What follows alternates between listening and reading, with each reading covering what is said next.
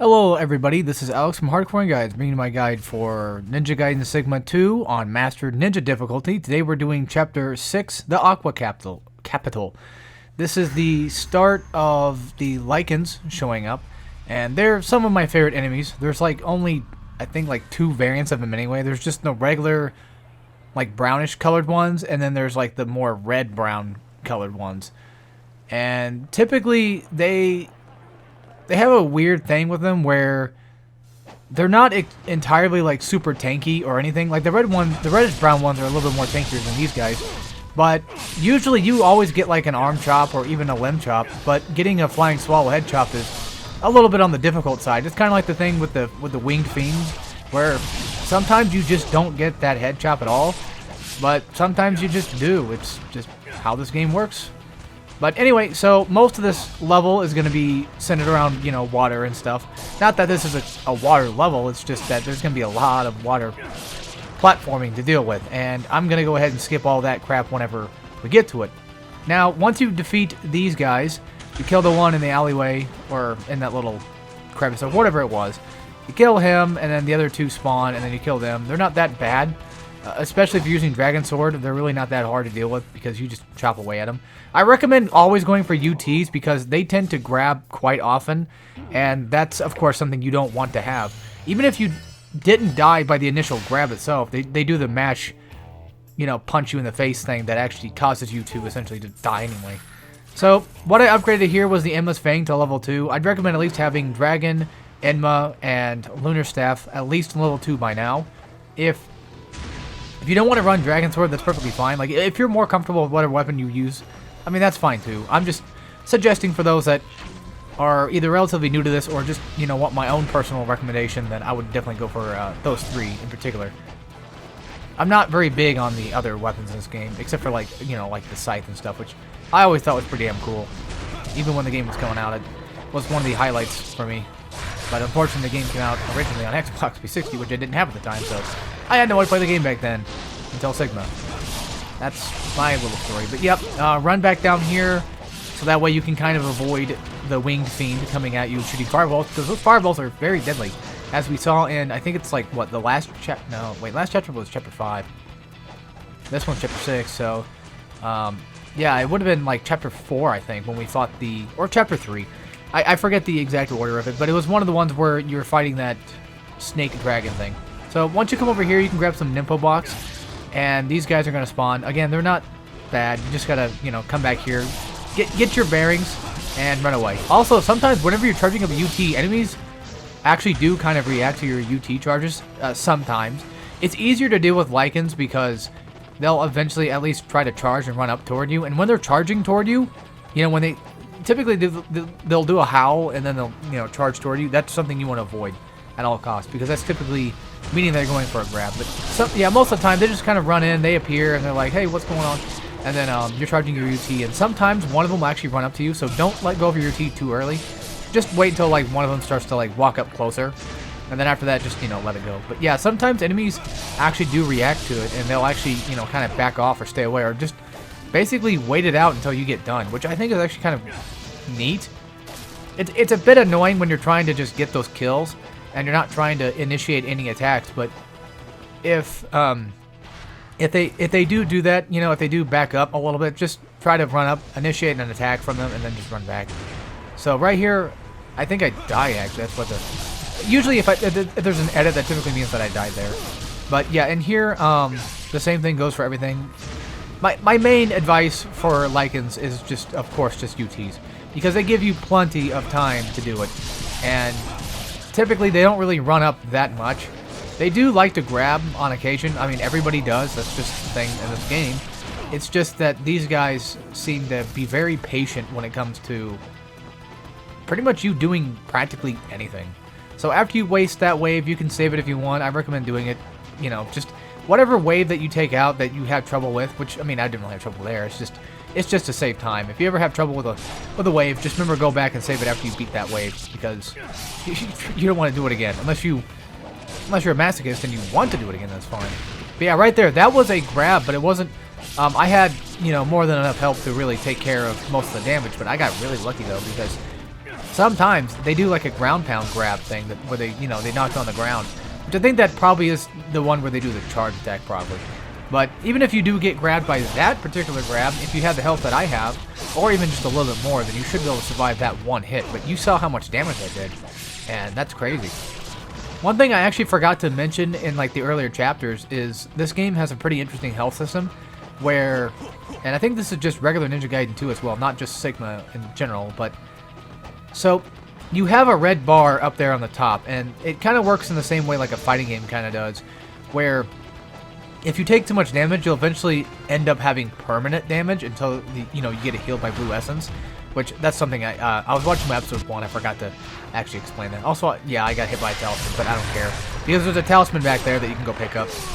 And when you do pick up that talisman back there, if you haven't already picked it up, just don't waste it on these guys. Don't be like, I mean, I only wasted it because I already had one. I'm gonna get a free one anyway, right? So it doesn't matter. Try to keep the talisman for as long as you can.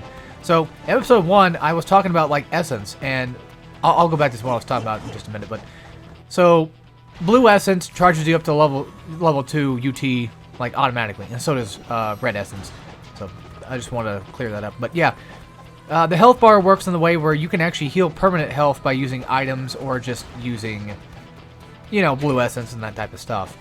And the blue bar regenerates after every fight, and sometimes you can actually run away from a fight and actually regenerate all that health back. So, and for those that are thinking like, oh, well, that makes the game easier if the health regenerates, I mean, well, okay, yes. Some parts do get a little bit easier because you can just kind of run back, but for the most part, no, the game is still going to be brutal as hell, and getting grabbed once is typically death sentence, depending on the grab, of course. But you saw those guys right there? Yeah, they wiped out like a third of my, like, I'm down to like a third of my health, but, I play this game a lot, so it's like, I have confidence, so I don't really care. That's my thing, is like, whenever I get knocked down to like a little bit of health, like, I just don't care anymore. So these are new types of enemies that start spawning in. They have some really ridiculous, brutal attacks, but other than that, they're not that bad to deal with. Azuna drops work well on them, and Enma's Fang, charged up to red UT, works pretty well. Just UTs in general. Also, I'm going to skip this next part here because it's essentially just water climbing. I don't go in the water, I just run in the water. It's like 2 minutes worth of just water running, and I don't really care enough to bother with it. So, come up here, and you have to unlock this. This is the Piercing Void, and kind of weird how like sometimes we have some techniques unlocked, but not on the Nimpo. I don't know, Sigma is weird with that. So, Piercing Void is the Nimpo we're going to be using a lot in this game, or at least in this run particularly, because Piercing Void actually ended up being a very, very powerful Nimpo compared to its brother, the Art of the Inferno, which, yeah, as you saw right there, I used the Inferno because I got back far just enough, and I didn't bother with shooting them. So just, when they're flying around like that and they're giving you trouble, just use the Inferno to knock them out of the sky. Even though we have the Piercing Void, we're not going to be using it for that. Piercing Void is mostly used for like bosses and such, which do quite a lot of damage. So another thing is, I come back in this corner, charge UT, and then, thwack whoever the hell comes back here. And if you wanted to, you could always just hide back here and start shooting them like I'm doing. If they're too close for comfort, just, keep beating them down. Triangle attacks work pretty much, they work wonders on them because, they'll eventually chop off. And bow attacks do great too, because sometimes you can actually just delimb them. Now, you saw that even when they are delimbed, I don't like to ever really go up and fight with them. Also, there's like nothing in this room. I don't know why. I don't know why this room's here for. Unless they took it out of Sigma. I don't know. Whatever they had. But, or maybe, no, it might have been a Crystal Skull. I might have actually got a Crystal Skull in there. That might have been what it was. Maybe, yeah, probably. So, yeah, anyway, even when they're delimbed, I'm still kind of a little bit weary about getting up and close to enemies, typically. I am quite confident in my skills with Ninja Gaiden. It's just that sometimes, the randomness of a grab is just enough to kind of, like, make me just a little bit more fearful.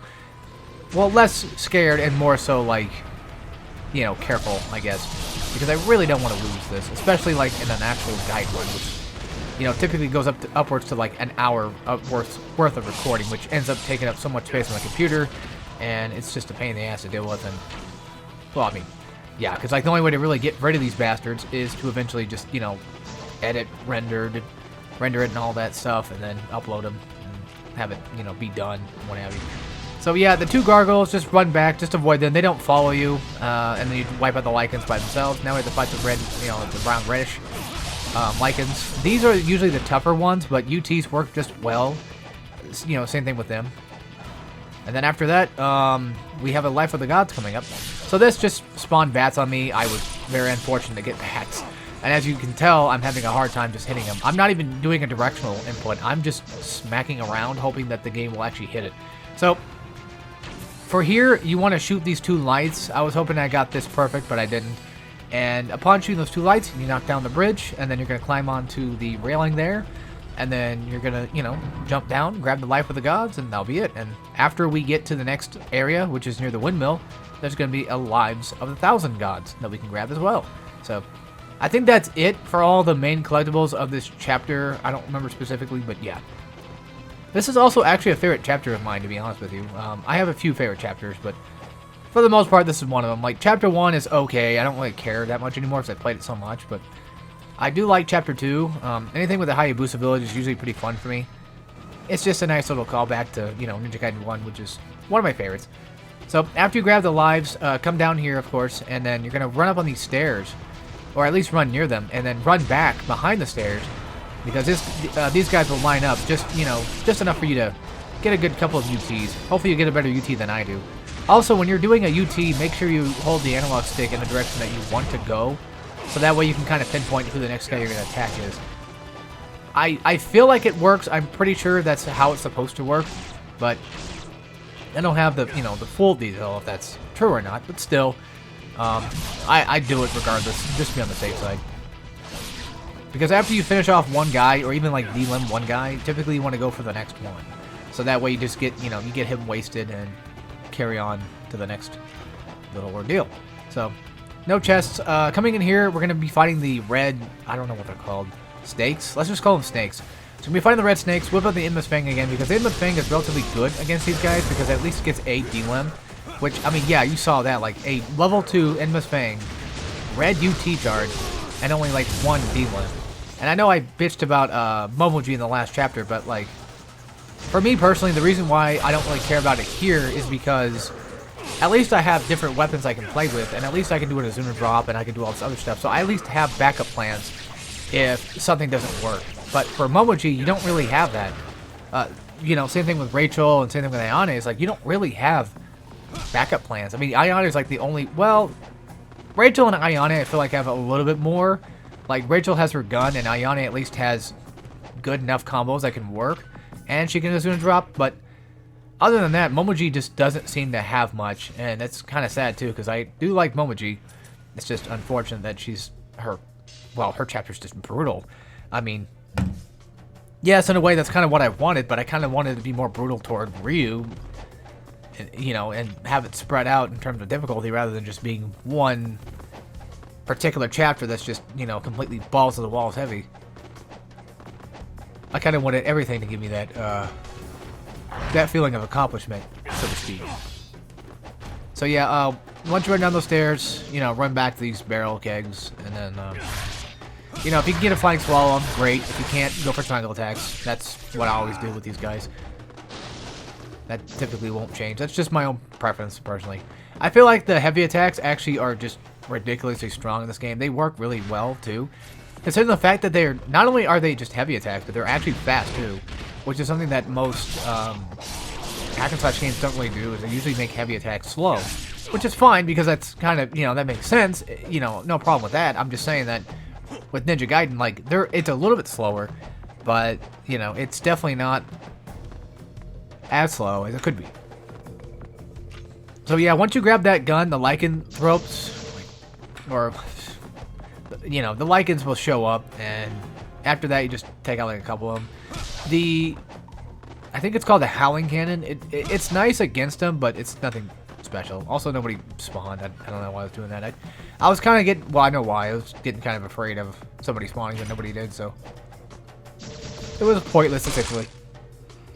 Alright, so now we're landing in water. I don't know of any items underwater. I know of one, but that's it.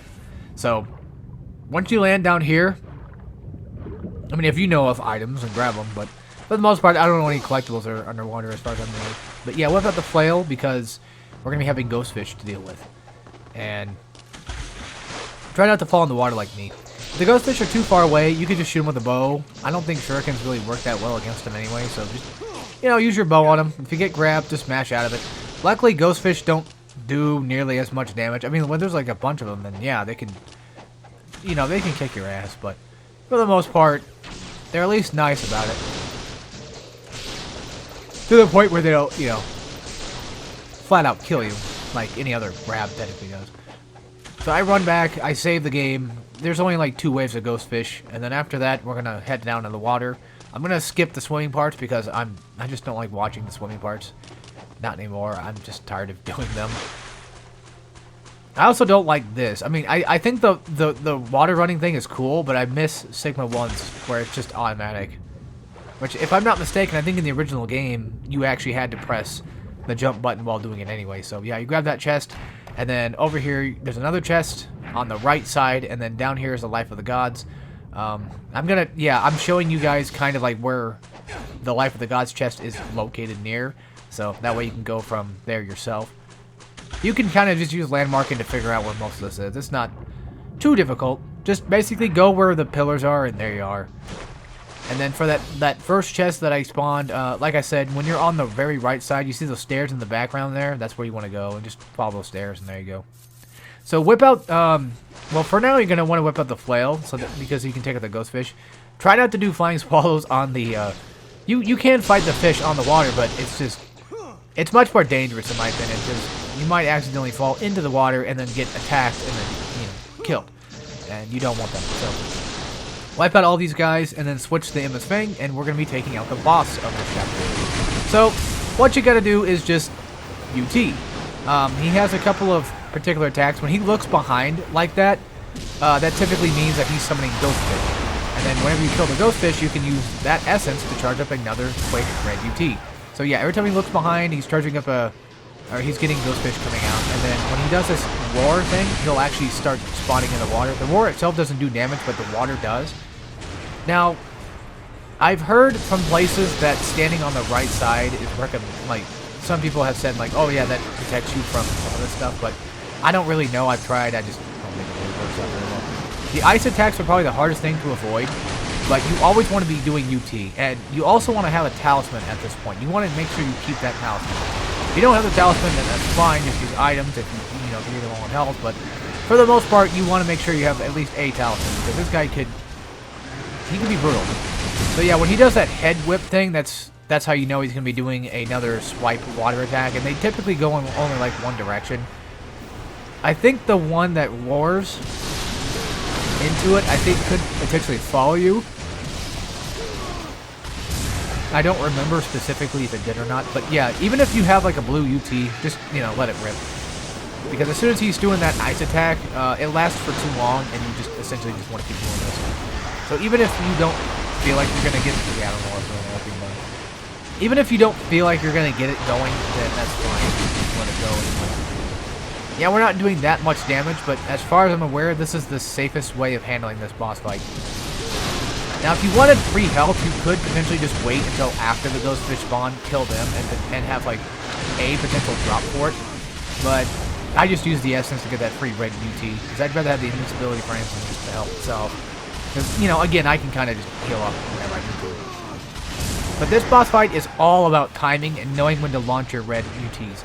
I recommend launching your UTs whenever he's going for an attack. That way, at least, you know, during the attack you avoid it. And then as soon as you're done with the attack, just start charging up again. Just jump backwards and charge. Or jump away and charge. So, you know, because that way when you jump and you land, as soon as you land it from the jump, at least then you can get a potential faster charge and not have to worry about him hitting you like he did me a couple of times. I don't think I was going to say, I don't think I got the talisman going. I think I used an item for that one. It doesn't matter if you use a talisman because, you know, I don't know. It's no big deal, what can I say. I don't know why I keep dying so much. I apologize for this, but there's really nothing special going on, I guess. It's just this boss fight. It can be kind of boring, so that happens. Because it's mostly just, you know, charge UT, that kind of thing. I'm pretty sure you can shoot him too, and I think that's what they want you to do, is I think they want you to use the Howling Cannon for it, but I'd recommend not, considering the fact that the Howling Cannon has so much end lag that it's just really not worth it. But there you go. That's the water dragon, whatever his boss name is called, Hydra, whatever. But anyway, I'll see you guys in chapter 7 next. So take care, everybody.